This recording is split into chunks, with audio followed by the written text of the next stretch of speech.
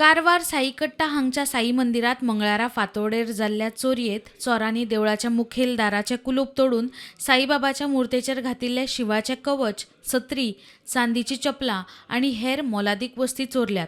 वट्ट 12 लाखांच्यो वस्ती चोरल्यात म्हूण कळटा. हें प्रकरण खंय देवळाच्या सीसीटीव्हीत कॅप्चर जालां. तातूंत दोग चोर चोरी करतना दिसल्यात खंय. पुलिशेचो फुडलो तपास सुरू.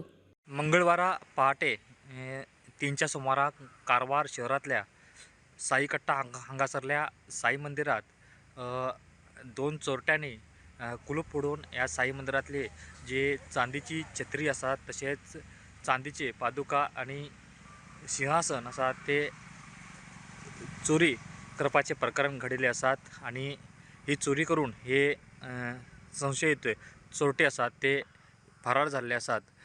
एकूण सुमारे 12 लाख रुपये किमतीचो ज्यो मौल्यवान वस्तू आसात ह्यो वस्तू या चोरट्यांनी चोरून व्हरल्यो आसात. आणि या प्रकरणी कारवार पोलीस स्थानकात तक्रार जाल्ली आसा. तशेंच हो जो प्रकार आसा हो सीसीटीव्हीत कैदूय जाल्लो आसा.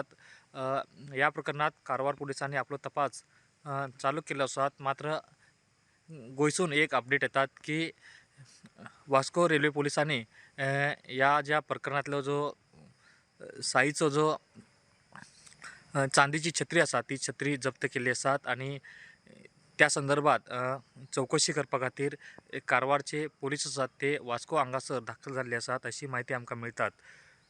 पुरोडंटा खातीर प्रमोद फोंडे.